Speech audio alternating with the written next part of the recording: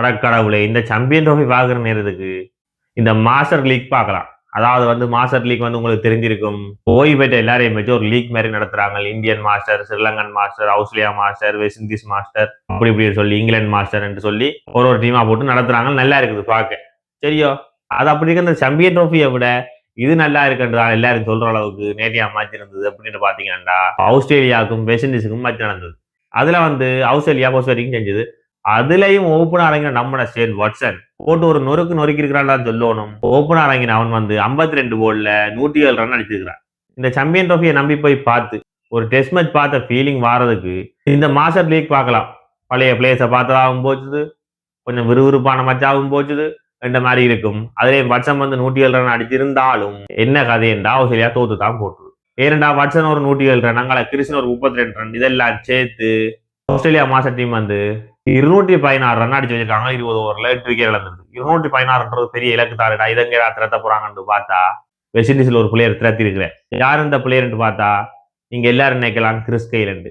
அதுதான் இல்ல. கிறிஸ் கெயிலை விட ஒரு பிளேயர் அங்க வந்து அந்த ரன்னை திரட்டி எடுத்திருக்கிறார். அப்ப 217 டார்கெட்டை களமிறங்கின நம்மட வெஸ்ட் இண்டீஸ் டீம் வந்து ஓப்பனிங் வந்து டுவைன் ஸ்மித்தும் கிறிஸ் கெயிலும் இது ஒரு முரட்டு பார்ட்னர்ஷிப்பை கொடுக்கும் இந்த ஜோடி என்று பார்த்தா கிறிஸ் கெயில் வந்து பழைய அதிரிய காட்டையில் அவன் திணறி கொண்டிருந்தார் சொல்லுவோம். அங்கே டுவைன் ஸ்மித் வந்து 51 ரன் அடிச்சுட்டு அவு போட்டு போயிட்டார். அவர் 51 ரன் அடிக்க டீம் வந்து 60.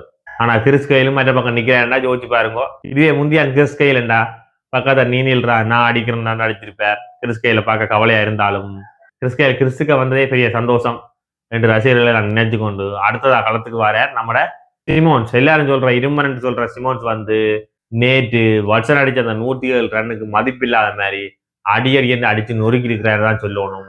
44 ஓவர்ல 94 ரன் அடிச்சிருக்கிறார். அதுலயும் 8 6 6 4 அடிச்சிருக்கிறார். இதுல அவர் செஞ்சுரி அடிக்கிறதுக்கான வாய்ப்பு இல்லாம போடுது. ஏனண்டா அவர் இந்த ரன் அடிக்கையே டீம் வந்து தங்களோட வெற்றியில அடைஞ்சிட்டு சொல்லிக்கொண்டு அங்கால வந்து யார் யார் சப்போர்ட் கொடுத்தவேண்டா கேப்டன் லாரா வந்து 21 ஓவர்ல 33 ரன் அடிச்சுட்டு அவுப்பட்டிருக்கிறார். அங்கால வந்து கடைசியா போல்டன் வந்து நொட்ட விட்டா 11 போல்ல 21 ரன் அடிச்சிருக்கிறார்.